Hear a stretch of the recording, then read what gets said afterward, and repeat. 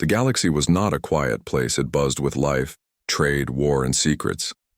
Across thousands of star systems, civilizations rose and fell like waves on an ocean.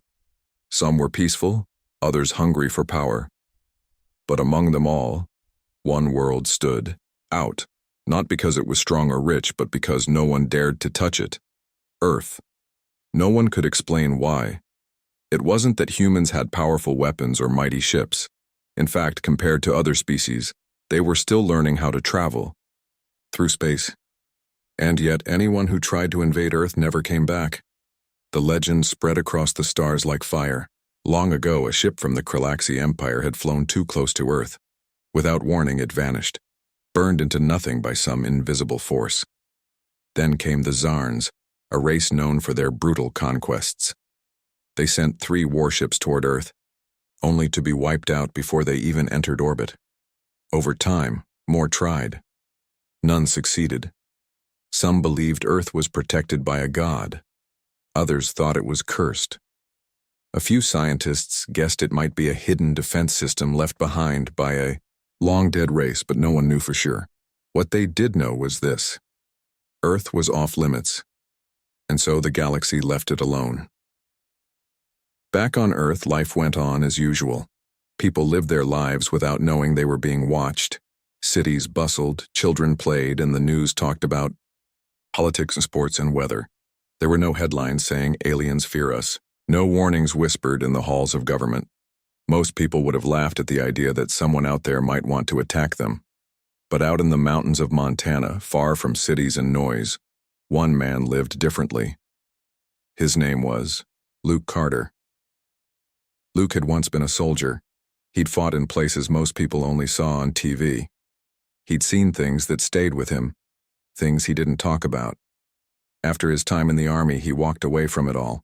He bought land deep in the forest and built a cabin with his own hands. He hunted, fished, and kept to himself. He liked the silence.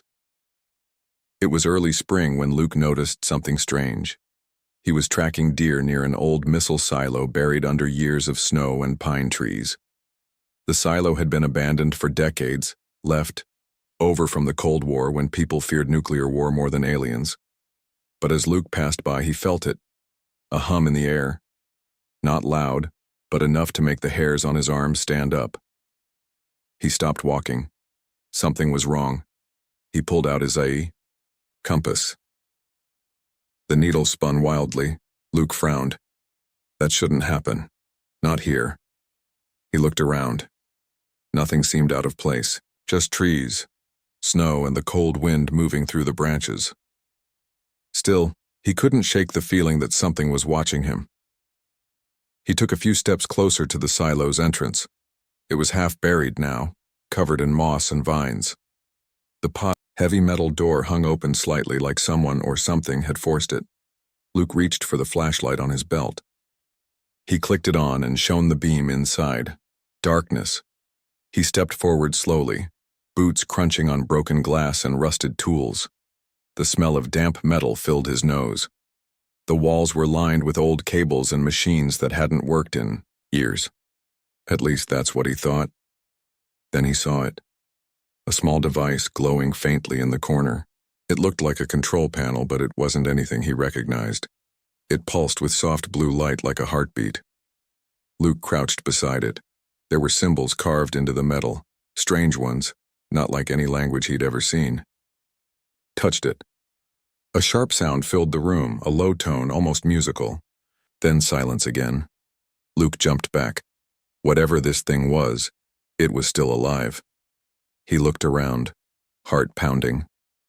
Had someone else found this place? Was someone using it? He didn't know. But he did know one thing. This wasn't normal. He grabbed his radio and called the only person he trusted with weird things like this, Claire Reynolds. She used to work for a private aerospace company, designing satellites and studying signals from space. She was smart, curious, and always asking questions. If anyone could tell him what this was, it was her. Later that night, Luke sat by the fire in his cabin, staring at the notes he'd scribbled down. The symbols, the humming sound, The way, the compass had gone wild. It all pointed to something big. He remembered hearing rumors during his time in the army, whispers about secret tech, lost alien devices, and ancient warnings. Most soldiers ignored them. But Luke had learned to listen to the things people tried to forget. He poured himself another cup of coffee and stared out the window. The stars blinked above, calm and distant. Somewhere out there, someone knew the truth about Earth. And maybe, just maybe, they were finally starting to forget the fear. Maybe someone was going to try invading Earth again, and this time they wouldn't fail. Long before humans walked the Earth, before cities rose and fell, before even the first spark of fire was struck by human hands, something else had been here. It came silently, without warning. A fleet of ships so advanced they looked like stars, falling from the sky. They didn't land, they hovered, scanning, watching. Their creators were not conquerors or gods, but scientists. Protectors. They called themselves the Virex. The Virex believed in balance. They traveled across the galaxy, seeding planets with life, then watching from afar as those species grew. When a civilization reached a certain level, when it began to look outward toward the stars, the Virex would decide if it was ready for contact. Most were not. So they left behind something powerful, something unseen. A system built into the very crust of the planet. It was called the Guardian. Its purpose was simple: protect the planet until its people were ready. If any ship approached with hostile intent, the Guardian would strike. Not with weapons, not with armies, but with force so great it could erase entire fleets in seconds. For thousands of years, the Guardian remained active beneath Earth's surface. Hidden under layers of stone and time, it pulsed quietly, waiting, watching. But now, for the first time since it was placed here, the Guardian was silent. And that silence meant danger. Luke Carter sat at his kitchen table, staring at the strange symbols he had copied from the device in the silo. He had no idea what they meant, but he knew they weren't human. That much was clear. He had sent a photo of them to Claire Reynolds the night before. She hadn't replied yet. He sipped his coffee and looked out the window. The sun was rising over the mountains, casting long shadows through the trees. Birds chirped. The wind rustled the leaves. Everything seemed normal. Too normal. Luke wasn't used to peace. He had spent years in places where the only sounds were gunfire and screams. He trusted his instincts, and right now, they were telling him something was wrong. His radio crackled. "Luke, you awake?" It was Claire. "I'm up," he said, pushing his chair back and grabbing the radio. "You get my message?" "I did," she said. Her voice sounded tired but curious. "Those symbols you sent me, I ran them through some databases. Nothing matched. But I found something else." "What is it?" "There have been reports over the last few months of satellites going offline, not just one or two. Dozens, some military, some civilian, all around the world." "That's weird," Luke said. "What caused it?" "No one knows. Most people think it's solar flares or software glitches. But there's a pattern. These satellites were all tracking Earth from orbit, and every time one failed, another one took its place." "You're saying someone, or something, is watching us?" "I'm saying someone doesn't want to be seen." Luke frowned. "How do we find out who it is?" "I can help," Claire said. "I still have access to some old systems. If I can track where those satellites were sending data, we might be able to find their source." "Can you do that without getting caught?" Claire laughed. "I've done worse." Luke smiled slightly. That was the Claire he knew. "All right," he said. "Do what you can. I'm heading back to the silo today. There's more down there than I thought." "Be careful," she said. "We don't know what we're dealing with." "I always am," Luke replied. "Talk later." He set the radio down and stood up. He grabbed his coat and checked his pack. Rifle, food, water, flashlight. He added a notebook and a small camera, just in case. Then he stepped outside.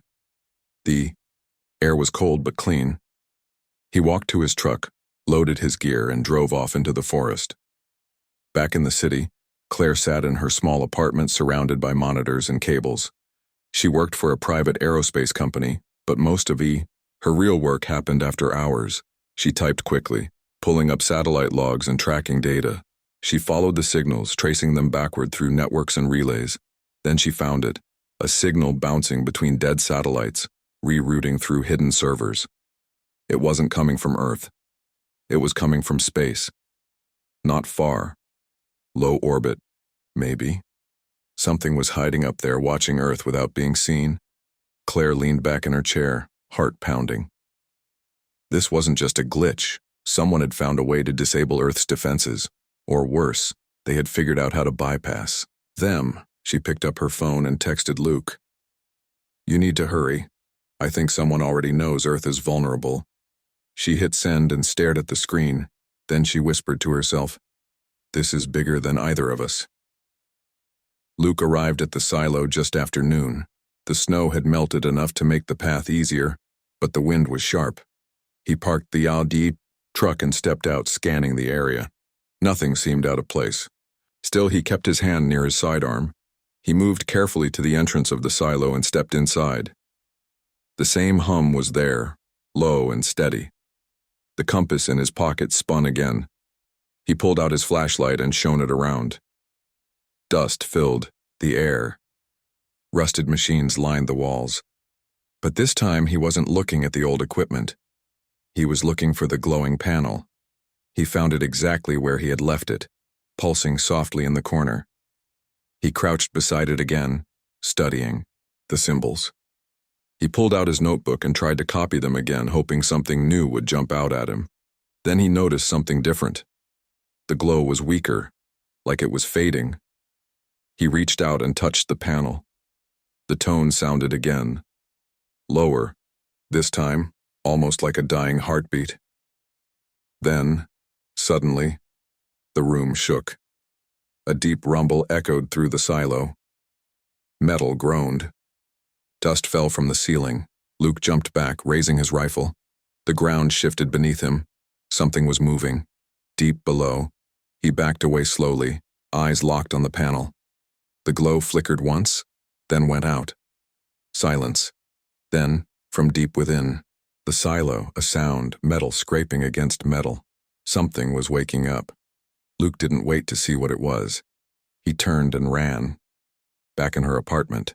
Claire was still working when her phone buzzed. It was Luke. "Claire," he said, breathing hard. "Something's happening down here." "What do you mean?" "I think whatever was protecting us, it's gone quiet. And now something else is stirring." "What kind of something?" "I don't know," he said. "But it doesn't feel friendly." Claire looked at her screen. The signal she had traced, it was still there. But now it was moving, coming closer. "We need to figure this out fast," she said, "because I think we're not alone anymore." The sky over Siberia was dark and cold. Snow covered the land like a thick blanket, and the wind howled through the trees. In this quiet part of the world, far from cities and noise, something landed. It wasn't loud or fiery, like a plane crash. It didn't scream as it came down. Instead, it slipped through the clouds like a shadow, touching the ground with no sound at all. A ship, not human. Its surface was smooth and black, like oil under moonlight. It had no flags, no markings, nothing to say where it came from. But it was clear it did not belong on Earth. Inside, 6 figures stepped out into the snow. They were tall and thin with pale skin that looked almost blue in the dim light. Their eyes were large, reflecting the moon like glass. They wore suits made of soft material that shimmered when they moved. They didn't speak in words, not at first. Instead, they sent thoughts, feelings, into the minds of those nearby. Peace. Need help? They were not here to conquer, they were here to survive. Their world was gone, burned by fire from the stars. A dying sun had swallowed their home without warning. Only a few escaped. And now, after years of drifting through space, they had found a new place. Earth. But they had not come alone. Behind them, deep in orbit above the planet, Another signal was being sent, a call for more ships, more survivors, more of their kind, and someone else heard it too. Hundreds of miles away, in a small town in Montana, Luke Carter sat by the fire in his cabin. He had returned from the silo shaken. Something was wrong beneath the earth. He could feel it. His radio crackled.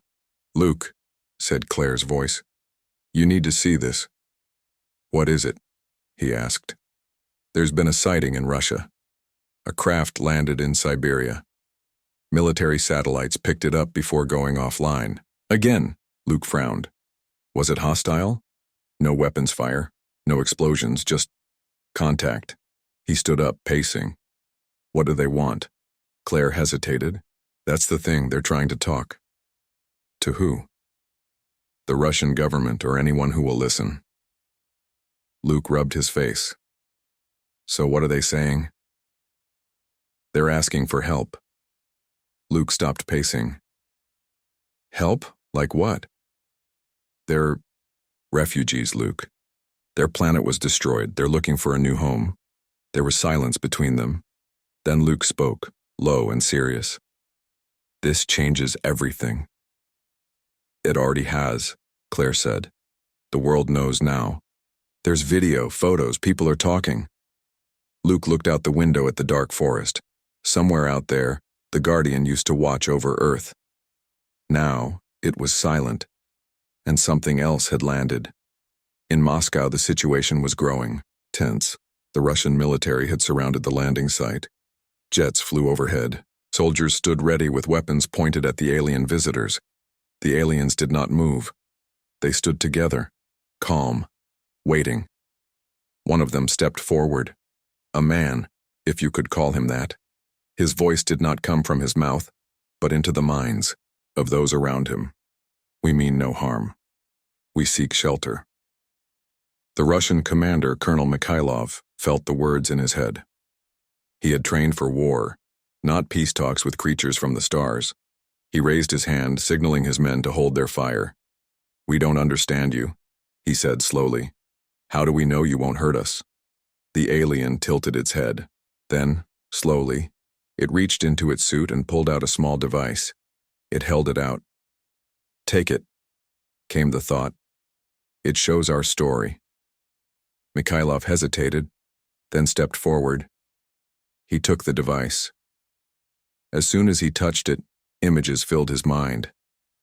Planets burning, ships fleeing, families torn apart, a long journey through the dark. He staggered back, breathing hard.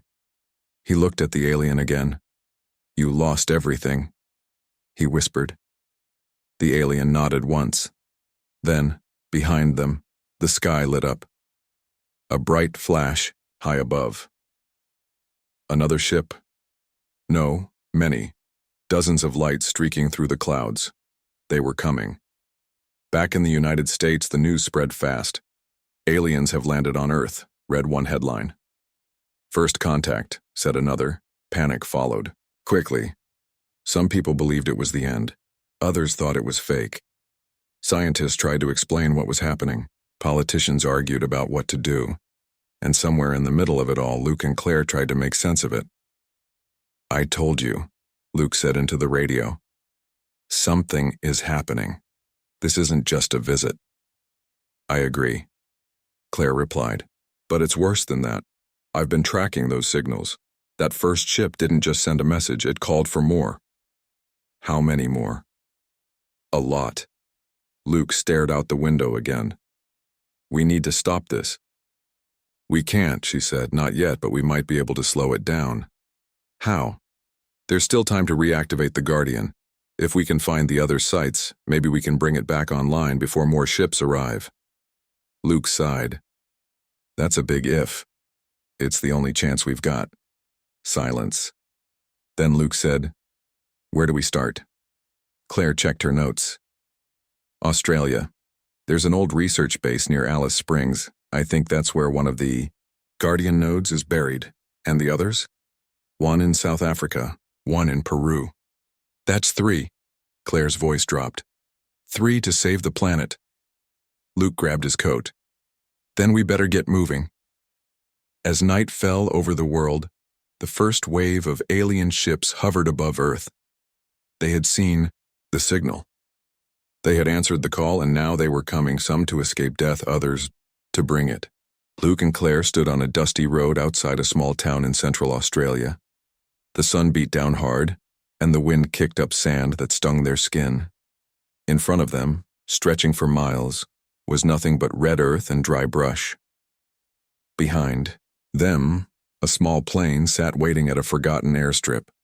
It had brought them here from Darwin, flying low to avoid radar. They were alone now, just two people trying to save a planet. Claire adjusted her hat and looked at Luke. "You sure this is the place?" Luke nodded. He held an old map printed on yellowed paper. It showed markings no one else had paid attention to in decades. "This used to be a secret research base," he said, "back during the Cold War. Officially, it was shut down in the B-70s. But unofficially," Luke smirked, "they buried something here. Something big." Claire sighed. "Like what? A bomb?" "Worse," Luke said. "A weapon we never knew we had." They walked toward an old metal gate covered in rust. Beyond it was a broken-down compound with cracked concrete walls and broken windows. Nature had taken over. Trees grew through roofs and vines wrapped around fences. They moved carefully inside. The building groaned as they stepped into the main hall. Dust filled the air.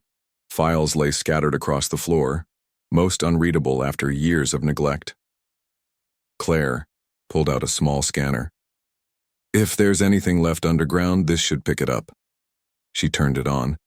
The screen flickered, then showed a signal deep below. "There," she said, pointing to a spot under their feet. "Something still active." Luke found a stairwell and led the way down. The deeper they went, the colder it got. Lights didn't work, so they used flashlights. The walls were lined with old cables, some still humming faintly with power. The bottom. They found a sealed door. Luke studied it. "Looks like a blast lock, must have been built to keep whatever's behind it safe." Claire examined the control panel beside it. She wiped off dust and pressed a few buttons. Nothing happened. "We need power," she muttered. Luke looked around. There might be a backup generator nearby. They searched the lower levels until they found a room filled with old machines. Most were dead, but one hummed quietly. Claire smiled. Jackpot.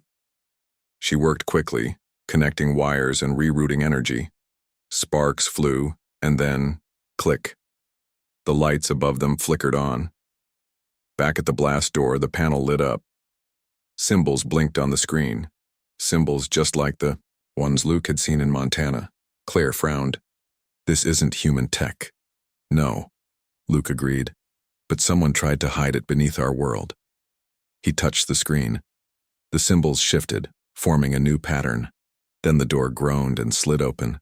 Inside was a chamber unlike anything they had ever seen. Metal walls pulsed with soft blue light. Strange machines lined the room. At the center was a platform with a chair made of smooth black material. Claire stepped closer. "This looks like a control station." Luke ran his hand along the wall. "It's not just a station, this is part of the Guardian." They both fell silent. Somewhere far away, more alien ships were coming. If they couldn't reactivate the Guardian in time, Earth would fall. Claire pointed to the chair.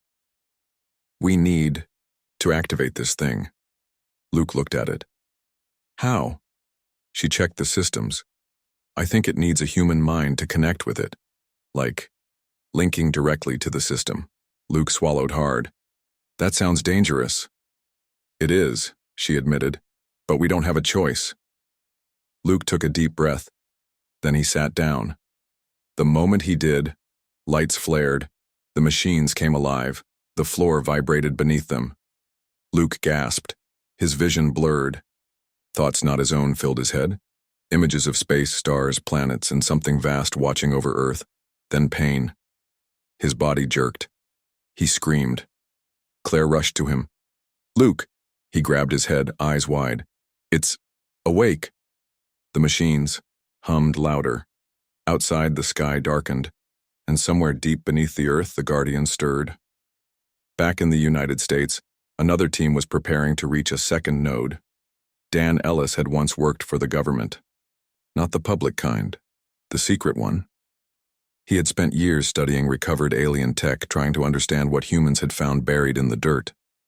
Now he was on a plane heading to South Africa. He sat beside a pilot named Jenna Moore. She was ex-military, quiet, and good with a gun. She didn't ask questions. She just followed orders. Dan looked out the window. "You ever believe in ghosts?" he asked. Jenna raised an eyebrow. "What kind?" "The kind that protect whole planets." She smirked. "Sounds like science fiction." Dan shook his head. "Not anymore." They landed near Cape Town and drove inland. Their destination was an old cave system hidden beneath the mountains. As they approached, Dan felt the same pull Luke had felt in Montana. Something was waiting. They reached the entrance and stepped inside. The air was cold. Stalactites hung from the ceiling. The walls were lined with strange carvings. "This place wasn't made by us," Jenna whispered. Dan nodded. "No, but someone wanted it protected." They moved deeper until they found a chamber like the one in Australia. Another Guardian node. Dan looked at the control panel. "This one's different." "How?" "It's damaged." Jenna frowned. "Can you fix it?" "I'll try." He worked fast, bypassing broken circuits, rerouting power.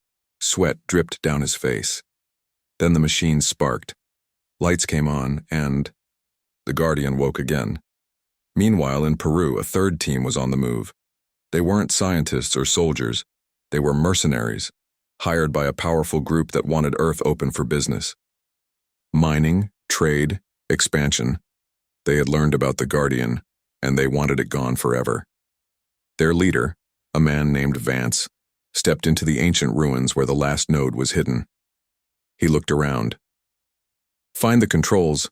His men spread out. One shouted back, "Sir, we've got something." Vance walked over. In the middle of the stone chamber was a glowing panel, just like the others. He smiled. "This ends here." He pulled out a device. A jammer, powerful enough to destroy the node. He pressed the button. Nothing happened. He frowned. Tried again. Still nothing. Then the lights in the room flickered. The ground shook. Something deep below was waking up, and it was angry.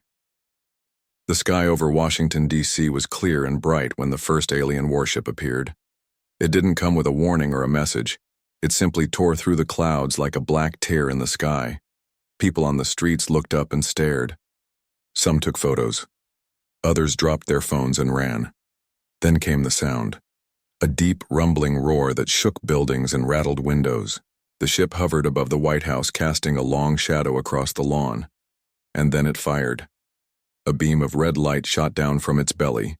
It struck the Capitol building and turned it to dust in seconds. Screams filled the air. Across the city, chaos broke out. Military jets scrambled into the sky. Missiles were launched. Fighter pilots shouted orders over comms, but nothing worked. Every missile exploded mid-air before it could reach the ship. Every plane burst into flames before it got close. Something was protecting the invaders. Not just technology. Power. And this was only the beginning. Luke Carter watched the attack unfold on a small TV in a dusty motel room somewhere in Texas. He sat on the edge of the bed, gripping his coffee so tight his knuckles turned white. Claire sat beside him, typing fast on her laptop. "This isn't the same group as before," she said. "These aren't refugees." Luke nodded. "They're scavengers, or mercenaries. Either way, they don't care who gets hurt." Outside, people were panicking. News helicopters circled overhead. Police cars screamed past the window. "We have to stop this," Claire said. "Can't," Luke replied. "Not yet." She looked at him. "What do you mean? We activated 2 nodes. That should be enough to bring the Guardian back online." Luke stood up and paced. Something's wrong. The system should have wiped those ships out the second they entered orbit. But it didn't. Claire frowned. Maybe it's not working, right? Or maybe, Luke said slowly, someone found a way to block it. Claire's eyes widened. You think someone here on Earth is helping them? Luke didn't answer. He just grabbed his coat and walked toward the door. We need to get to the last node, he said, before it's too late. In South Africa, Dan Ellis and Jenna Moore were still recovering from activating the second Guardian node. Dan leaned against a wall, breathing hard. His head pounded like he had been hit by a truck. Jenna looked at him. You okay? I've felt better, he muttered. She handed him a bottle of water. You think it worked? Dan looked at the glowing machines around them. I hope so. Then his phone buzzed. He checked the screen. His face went pale. What? Jenna asked. Dan showed her the news feed. Aliens are attacking Washington, he said. Jenna cursed under her breath. Damn it. Dan looked up. We need to call Luke. Back in Peru, Vance and his team were still inside the ancient ruins. They had tried to destroy the third Guardian node, but something had gone wrong. The lights were flickering now. The walls hummed with energy. One of Vance's men shouted, Sir, something's coming online. Vance looked at the control panel. Symbols were lighting up. A low tone filled the chamber. No, he whispered. No, no, no. Then the ground shook. A flash of blue light shot up from the center of the room. The mercenaries screamed as the force knocked them off their feet. Vance rolled to his side, coughing. He looked up. The machine was alive. And it was angry. Above Earth, the alien fleet grew. More ships arrived every minute. They spread out across the globe, targeting major cities, New York, London, Beijing, Moscow. Each one fell into chaos. The aliens weren't trying to talk anymore. They were taking what they wanted, and Earth had no defense, until now, high above. The planet, something stirred. Deep in orbit, the Guardian systems began to awaken. At first, it was just a pulse, a ripple through space. Then came the signal, a single command, sent across the stars. Threat detected. Activating defense. Protocol. Begin purge. Back in Texas, Luke and Claire were packing their gear when the sky lit up. Outside, the sun seemed to burn brighter for a moment. Then a massive shockwave swept across the land. Trees bent, windows shattered, planes in the sky vanished in flashes of fire. Luke looked up in awe. They're falling, he whispered. Claire checked her phone. Satellites are picking it up. Ships are being destroyed in orbit. Luke smiled slightly. The Guardian's back, but then the smile faded, because even though the alien ships were burning, Earth was paying the price. The shockwaves from the Guardian's attacks caused earthquakes, tsunamis, and power failures all over the world. Cities lost electricity. Planes crashed. Communications went dark. Millions survived, but millions more did not. In Washington, the alien warship that had hovered above the White House exploded in a ball of fire. Its remains rained down on the city like burning snow. People screamed, ran, cried, then silence. For the first time in hours, there was no attack, just smoke and fear. In South Africa, Dan and Jenna watched the sky turn red with burning ships. Jenna looked at Dan. Did we win? Dan didn't answer right away. Finally, he said, we stopped them, but I don't know if we saved anyone. In Peru, Vance pulled himself up from the floor of the ruined chamber. He looked around. His team was dead. He was alone. He touched his earpiece. Command, this is Vance, mission failed. There was no reply, only static. He looked up at the glowing machine. Then he whispered, we made a mistake. The world was quiet after the attack, not peaceful, just stunned. Smoke still rose from cities. Fires burned where alien ships had fallen. Roads were filled with people walking, searching for safety, for family, for answers. Governments tried to restore order. News stations broadcast what little they could. Hospitals overflowed. Power grids failed across continents. And yet, the war was over before it had really begun. The Guardian had returned, but it had come at a cost. In Washington, D.C., the ruins of the Capitol stood like a broken monument to fear and survival. People moved through the wreckage slowly, not knowing what to do next. President Elena Ruiz stood on the steps of the White House, her face tired but steady. She looked out at the crowd gathered below. Behind her, military leaders and scientists whispered among themselves. She raised the microphone. "Citizens of the United States," she began, voice calm but firm. "We have survived an attack unlike any in our history." A hush fell over the crowd. "We were not alone in the universe, and now we are known." She paused, letting the words settle. "But we are still here." A cheer rose, small at first, then louder. She continued. "This was not just an attack on America. It was an attack on Earth. And thanks to those who acted quickly, we are still standing." She didn't mention Luke or Claire by name. Not yet. But somewhere far away, Luke Carter watched the speech on a small screen in his cabin in Montana.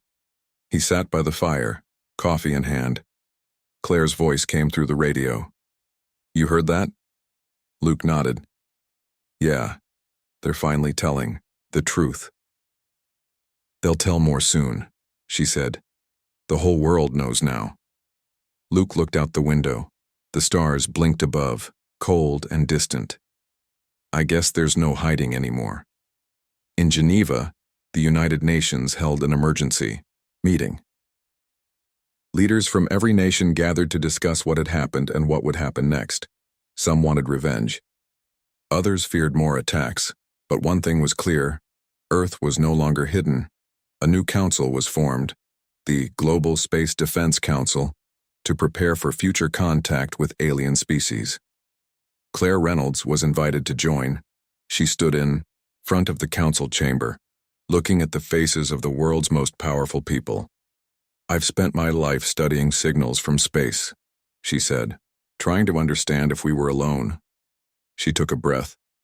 "We're not.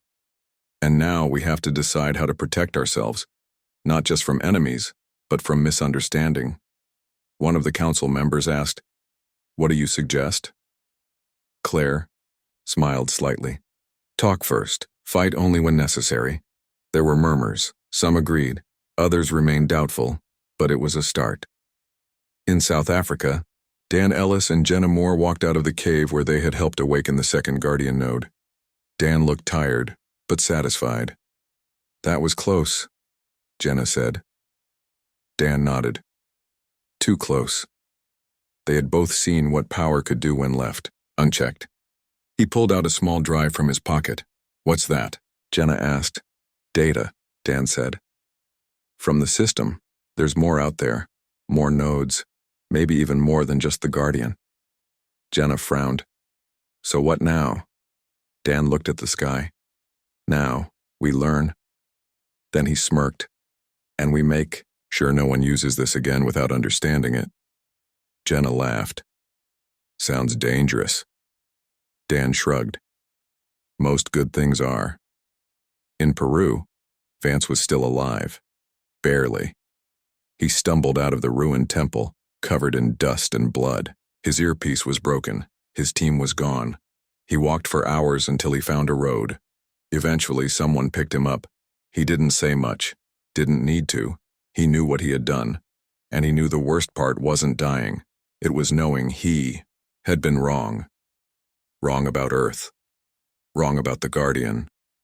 Wrong about everything. Back in Montana, Luke stood outside his cabin, watching the sunrise. The forest was quiet. Birds chirped. The wind moved through the trees. Peaceful, but something felt different. Like the world had changed while he slept. He thought about the refugees, the aliens who had landed in Siberia. They hadn't wanted war, just shelter. He wondered what had become of them. Were they safe, or had they been caught in the blast when the Guardian wiped out the invaders? He turned back toward the cabin. Inside, His radio crackled. "Luke," Claire's voice came through. "I think you should see this."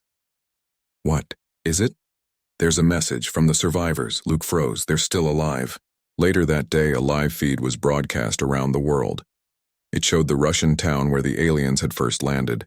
Standing in front of a group of humans was one of the blue-skinned beings. It spoke into the minds of everyone watching. "We did not come to harm you." There was silence. Then a human translator stepped forward. "They want peace," the translator said. "They want to stay." People in the crowd looked at each other. Some nodded. Others looked unsure. But no one ran. No one fired. For the first time in history, Earth had made contact with another species, and it had chosen peace. That night, Luke sat by the fire once more. He stared at the stars. Somewhere out there, others were watching, others were listening, and now they knew.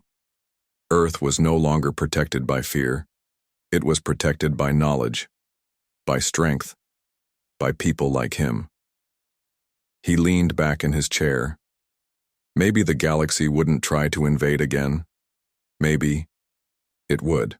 But next time, Earth would be ready, and maybe, just maybe, it wouldn't be alone.